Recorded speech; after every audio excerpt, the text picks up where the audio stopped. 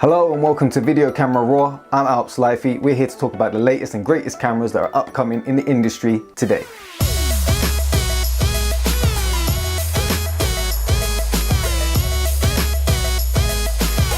Today we're going to be talking about the Nikon Z7 and Nikon Z6. These are the brand new mirrorless cameras that Nikon have just announced.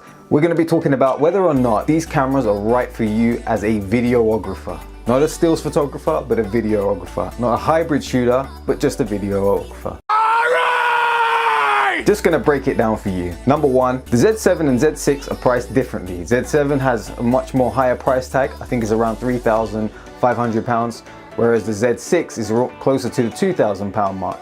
Now, which one should you go for? In terms of video, both of them, I think from what I've read so far, they're both exactly the same. They both shoot 4K 30p, they both do external out to 422 10-bit, which is really good. Nikon have said that the video capabilities of both these cameras will have 12 stops of dynamic range when you shoot to 10-bit 422 out onto an external monitor, such as the Atomos V or Atomos 5, however you want to call it. The Z7 and Z6 both feature 5-axis stabilization, which is really good. There are two drawbacks to the cameras. Number one, they only feature one card slot. And number two, they only have XQD cards, which are very, very expensive. Because I don't need anybody's money, it's nice. I'm really rich. I'll show you that in a second. Great things about camera, well, it does time-lapse internal at 4K. Always useful maybe for vloggers or anyone. And you don't want to spend too much time editing them. So, which camera should you buy? You take the blue pill, the story ends. You take the red pill, you stay in Wonderland.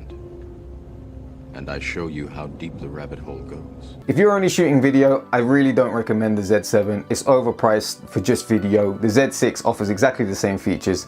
And one of the key things I wanted to mention as well is that they have great video autofocus capabilities. They seem to be using Sony's autofocus, which you'd get similar results from maybe the A7 III or the A7R III. Should you buy the Nikon Z7 or the Nikon Z6? Well, if you're a videographer, obviously you need to go for the Z6, save your money. The Z7 only offers a larger resolution for photos. In terms of video, they're both exactly the same. There is no bonus by going for the more expensive option.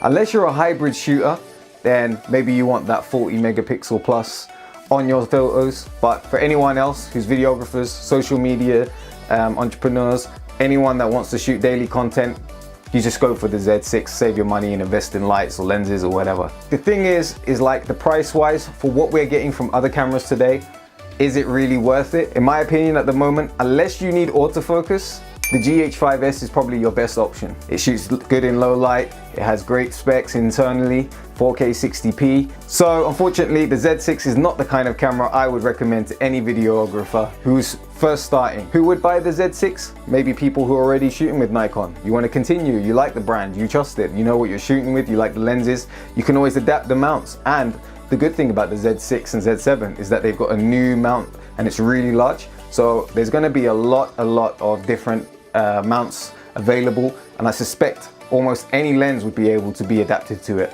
So it's really exciting. You might even see focal reducers onto full frame. So who knows? To sum up everything, buy it if you're a Nikon user, buy it if you're looking into getting into Nikon, buy it if you got gate acquisition syndrome. I'd buy that for $1. But do not buy it if you're already in another brand and you feel like maybe this could be a step up. It's not. There's not really much big difference here from all the other manufacturers. This is just more competition. If you are thinking of heading into Nikon, then please go ahead and go for it. But the price just isn't quite right for videography. For a hybrid camera, it's really good, but there's better offerings out there in the GH5S. I'm Alps Lifey. Hopefully you liked this video, and if you enjoyed it, please give it a thumbs up. If you didn't, give it a thumbs up. And if you want to hit subscribe, you want to see more content in the future, you know what to do. Cool. Peace out.